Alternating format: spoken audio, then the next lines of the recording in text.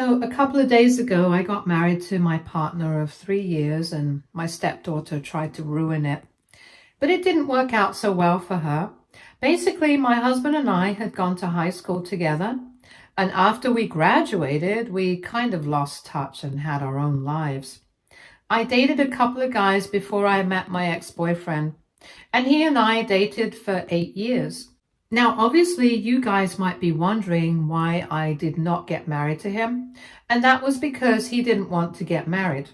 I was a fool for staying with him because I kept dropping hints that I wanted to get married after our third year together, I think, but he never picked up on it. And after 5 years together, I started telling him that I really wanted to get married and start a family. And he told me he didn't really believe in any of that stuff. We had a couple of fights about it, but he convinced me to stay with him and give up on what I wanted. And I loved him, so I decided I was fine with whatever he wanted as long as I got to be with him. I thought that we were committed to each other, and from the age of 25 to 33, I was head over heels in love with him. But then a couple of weeks before our 8th anniversary together, I decided to surprise him by showing up unannounced to his workplace with dinner, and that's when I caught him with his co-worker, who he had convinced me was just his friend and nothing else. And I, like an idiot, had believed him, even though I did notice them flirting with each other at some parties before I finally caught them in the act. They were in their office and they hadn't seen me, so I just quietly left and went back home, and yeah, I packed up my stuff immediately and I left. I didn't leave a note or anything. I didn't explain anything. I just left. I blocked him everywhere that day itself. And I moved in with a friend of mine who lived a little away from the city. I even quit my job and started planning my own business because that had been the intention all along.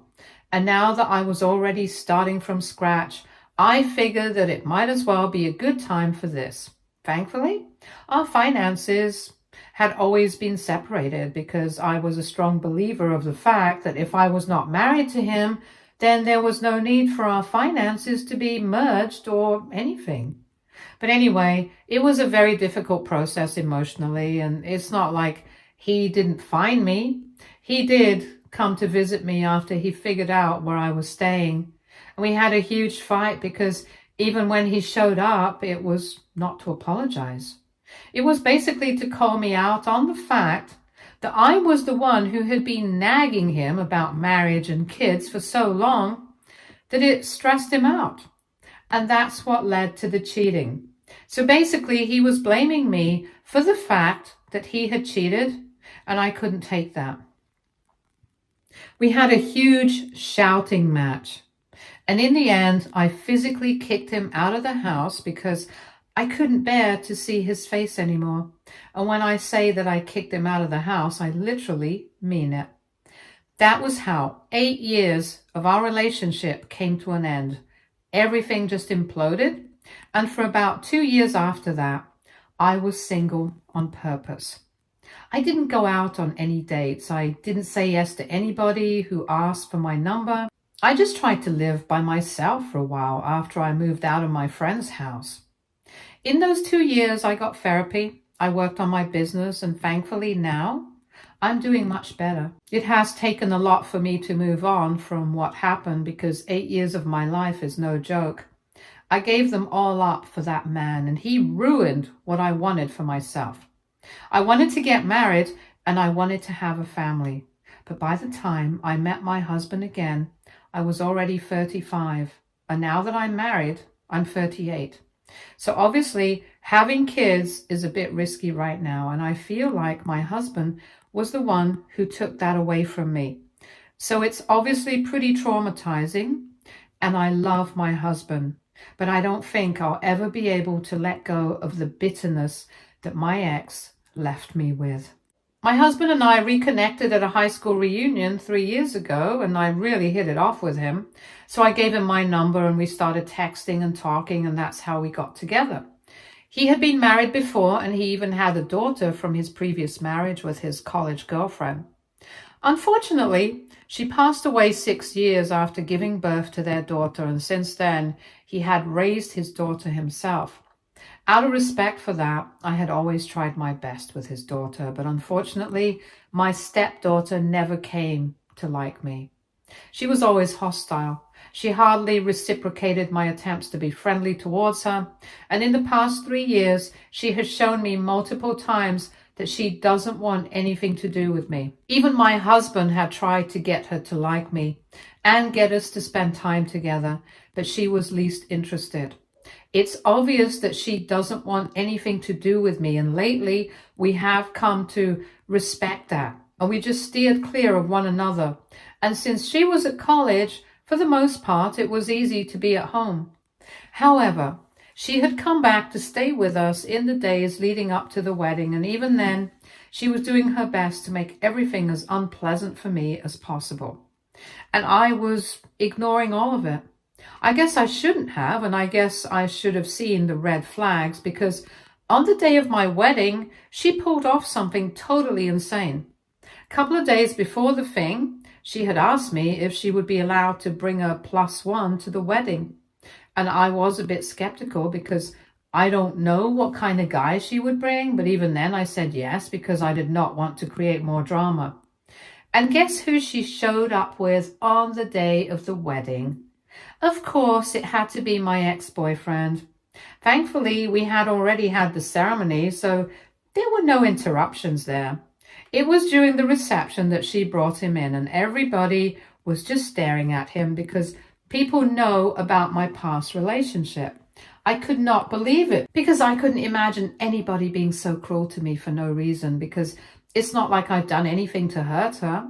I couldn't even fathom why my boyfriend would show up, because ever since we broke up, we have had absolutely zero contact, and for him to show up as the +1 of my husband's stepdaughter to his ex-girlfriend's wedding, who he cheated on, I mean, that's just a new level of pathetic for somebody who's almost 40. Anyway, once she walked in, my stepdaughter brought him right up to me, and both of them were smirking. And she told me I might recognize this guy, and she thought that it would be a nice little surprise for me. I honestly didn't even know what to say. I was just dumbstruck. But I didn't need to say anything because my husband stood up for me immediately. I was stumped. So he was the one who ended up snapping, and he yelled at his daughter to take him out. And she seemed shocked by that reaction. I don't know why, because this was my husband's wedding as well. And she was ruining everything. He had tried his patience with her, but it had clearly not worked. So he finally snapped and asked her to get out. And she tried to argue with him, but he was so furious. I guess even she got scared, even though usually she's a total spoiled brat. Anyway, within a couple of minutes, both of them had walked back out, and my husband apologized to all the guests for the inconvenience. And just to distract them, we started serving the food, even though it was not the correct time. But we had to deal with this situation, so there was nothing else to do. I was very upset, so I stayed with the guests, and for half an hour, my husband was outside.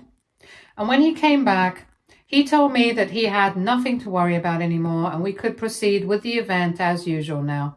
So we had our first dance, we had the speeches and everything, and nobody brought up what had happened earlier.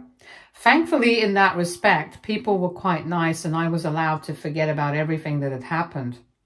Now, it's been a couple of days, and I have finally found out what exactly went down between my husband and his daughter the other day when he went out to speak with them. Basically, I'll keep it short. He told her that he was not going to pay for her college situation anymore because what she had done was unforgivable, and she was going to have to make her own arrangements, and she was livid about that. And she is currently blaming me on social media. And he also told her she was not welcome to come and stay with us anymore unless she could make it up to me somehow. Now, I know that it's not my fault, but my stepdaughter's maternal grandparents are accusing me of ruining everything and are telling me that I'm heartless, and I don't think that's right. Aita for not feeling bad for my stepdaughter getting kicked out of the family. Update 1. Okay, so a lot of you had been asking me how my stepdaughter was able to find and contact my ex. And well, I don't think it must have been that hard because everyone knows his name. And with social media, I think it was a piece of cake for her. As for why he decided to show up, I don't have any answers for that. I guess he's just a troublemaker and he hates me or something, so why not? Is it creepy that he showed up as the plus one for my stepdaughter, who's literally 20 years younger than him? Most decidedly so, but that's his lookout. I can't do anything about it. I'm contemplating getting a restraining order against him, but let's see. As for my stepdaughter, she and her grandparents have been hounding me on social media, and I've just blocked them. They have also been trying to contact me via email and a bunch of different phone numbers as well, trying to convince me to talk to my husband, but I'm not going to do that. In my last post, most of the comments said that this was not my fault. So I'm going to take that seriously. I'm not going to pretend to be sorry for anything because at the end of the day, I've not done anything. Whatever had been done, it was my stepdaughter's fault and she has to take accountability for it. I think I've given her enough chances to be a decent person, and if she can't deal with it, that's on her, not me. Update 2. Okay, so it's been a week since I got married, and like I mentioned in my previous update, I had blocked my stepdaughter and her grandparents everywhere because I didn't want anything to do with these people. So for the past 3 days, I had not received any messages from them, no emails from spammy looking email addresses, no weird messages from unknown numbers. Obviously, I thought that things were calming down and that they were probably going to leave me alone now, but they didn't. Instead, they decided to double down on whatever they were doing, and they decided to post a bunch of pictures of me on their social media handles with the nastiest captions that they could come up with. And this was not even well thought out or anything. They'd probably just used AI or something to come up with roasts or whatever. And they had pasted that on the pictures themselves and posted it. I showed it to my husband, and we're going to have to take legal action against him if they don't take it down because this is ridiculous. Update 3. Hey, so it's been 2 weeks since my previous update, and yes, we were able to threaten them with a lawsuit, and I guess they got scared, so they took it down.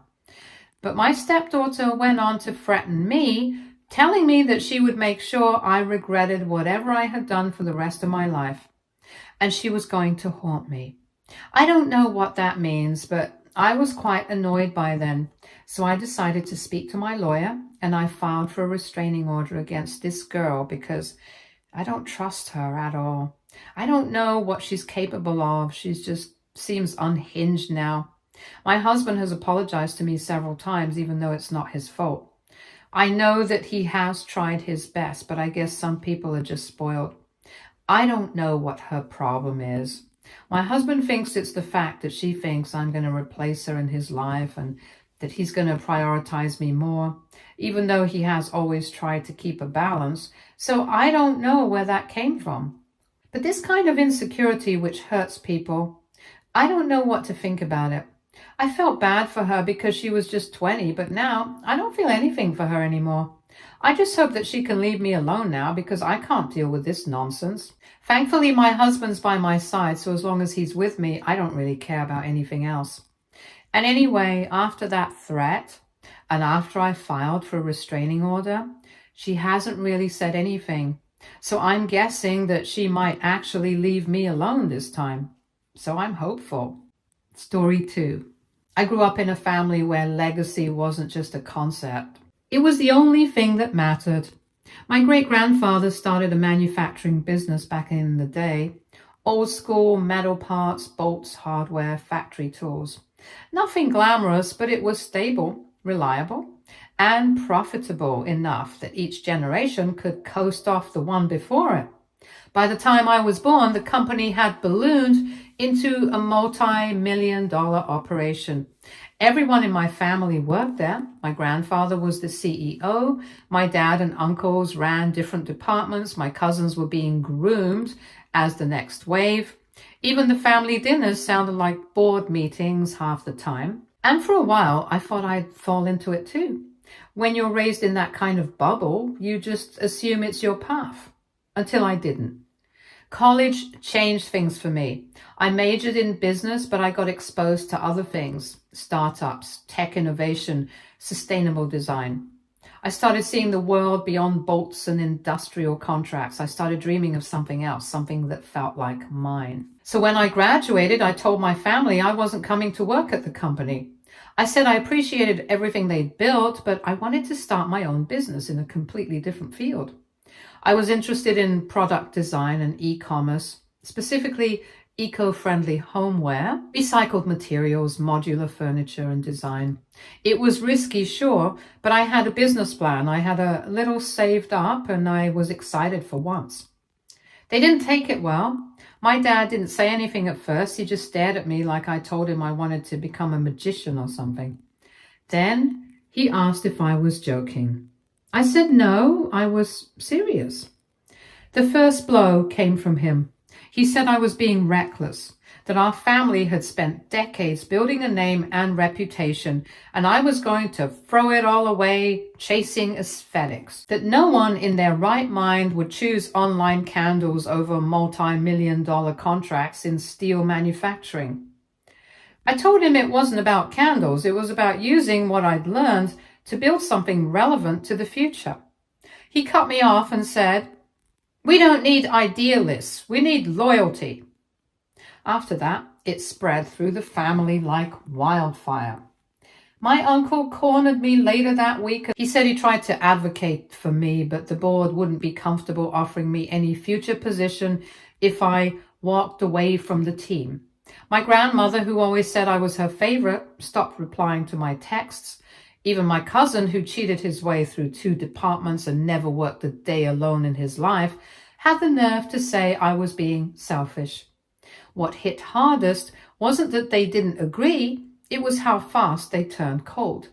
They didn't ask about my plan. They didn't wish me luck. They didn't even pretend to support me on the side.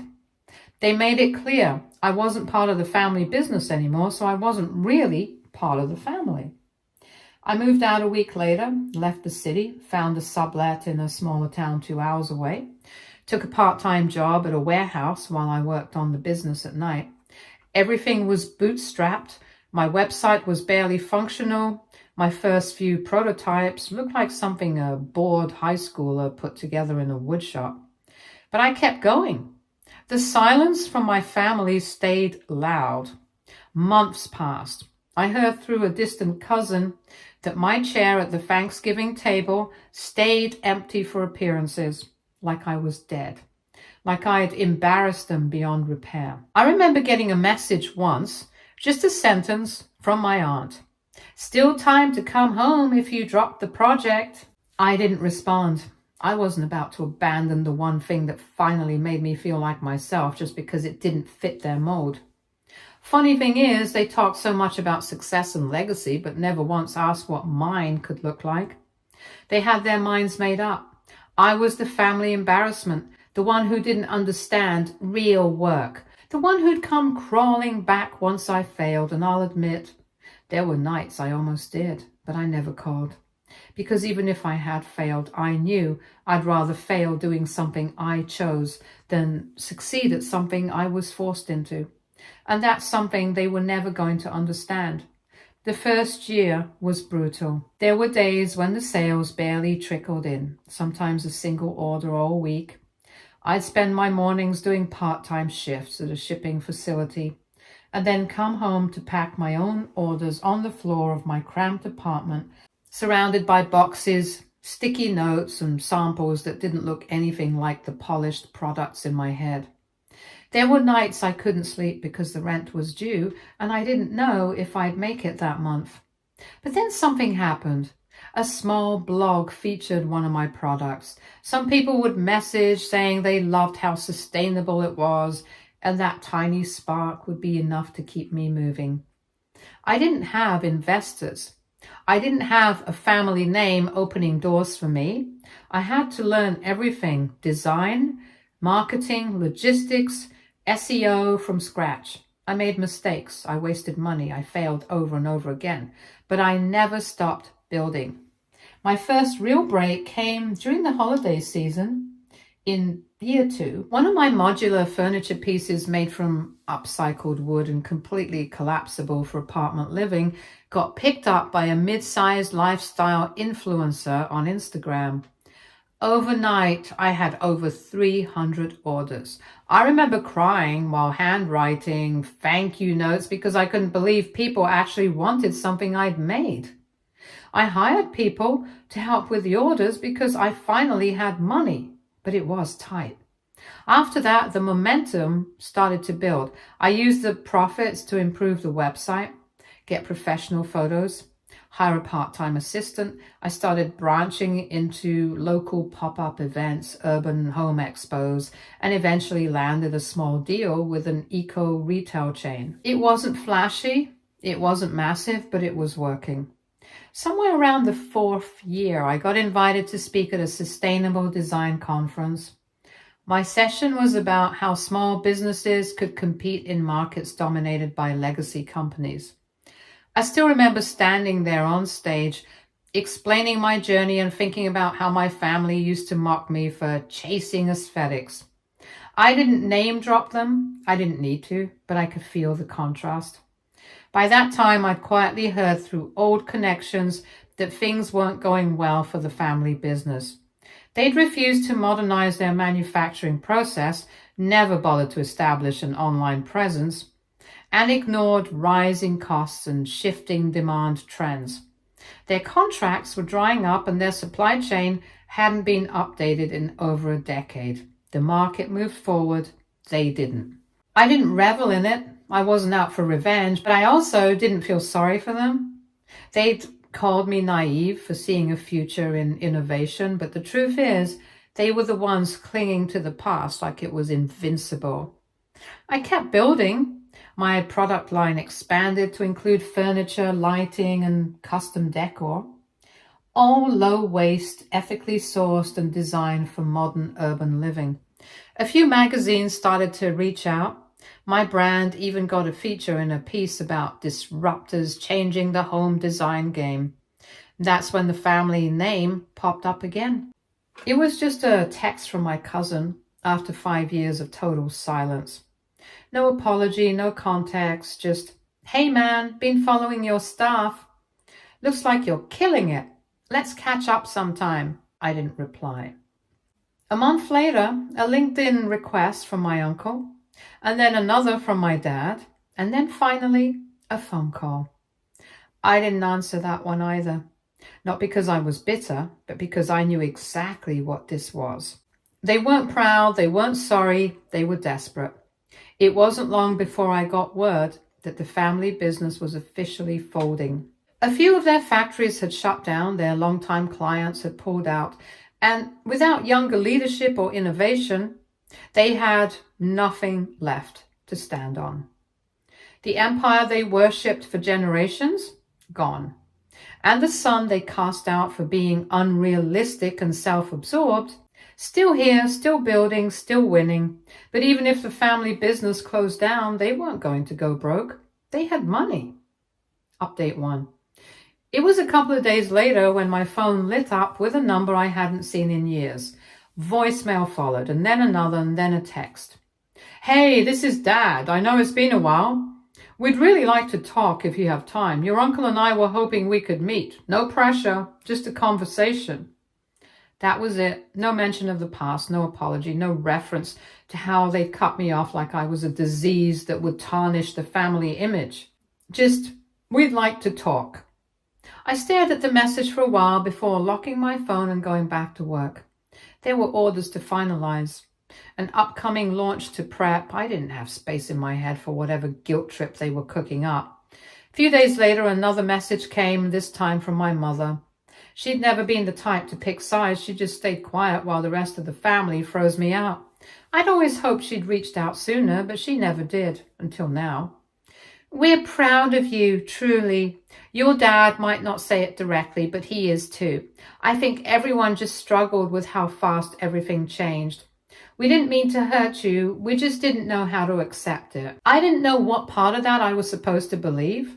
The part where they were proud now that I'd proven them wrong, or the part where they didn't mean to hurt me while intentionally shutting me out of every major life event for years.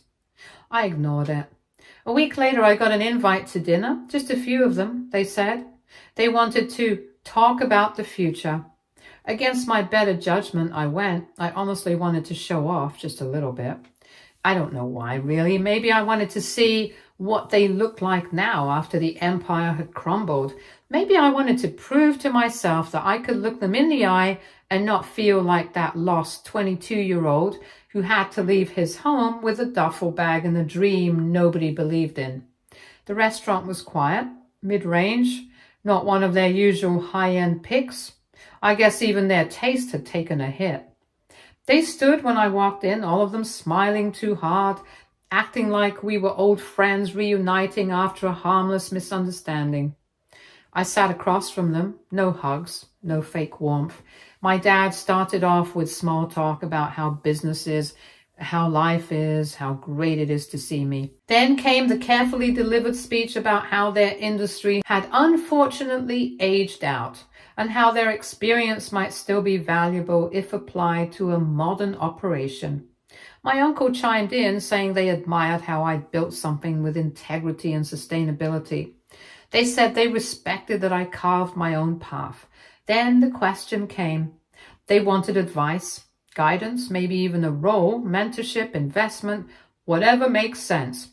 I waited for the apology. I waited for someone, anyone, to say, "We were wrong. We hurt you. We shut you out because we were arrogant, and now we see that." It never came. They kept spinning it like the family had just lost touch or got too busy, like I wasn't exiled for daring to think differently. So I asked.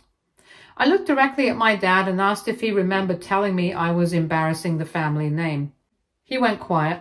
I turned to my uncle and asked if he remembered saying I'd come crawling back within a year, if he remembered pulling my internship offer and calling it a precaution. No one answered. I told them that I built what I did with no help, that when I was struggling to afford groceries, they were hosting galas and laughing about my candle business, that I had every reason to resent them, and yet I didn't. But I also didn't owe them anything. My success wasn't theirs to claim just because they were related to me, and it definitely wasn't theirs to use as a lifeline now that the tables had turned. My cousin, of all people, finally spoke. He said they'd been desperate, that things had gotten bad first, that they didn't know where else to turn. I told him I understood desperation. I'd lived it, but I'd never used it as an excuse to treat people like trash. I didn't burn bridges because I thought I was better than someone else. That is what they did with their employees too. And when I walked away from their legacy, I did it with nothing but conviction and a vision, something they lacked even when they had everything. They didn't argue, they just sat there quiet, like they couldn't believe I hadn't shown up, ready to forgive, forget, and fold them into my world. Eventually I stood up. I said I hope they learned something from all of this. Not about business, but about people. Success doesn't come from clinging to tradition and shutting out anyone who dares to think differently. It comes from risk, effort, and belief. They watched me leave. No one tried to stop me. I felt lighter. I had said everything I wanted to, and they really were flawed people who thought legacy meant loyalty without question, and who only valued worth when it could be leveraged. I built my life on something better, and I'd rather walk forward alone than ever let them drag me backwards again. Stay tuned for more stories from our girl relationships.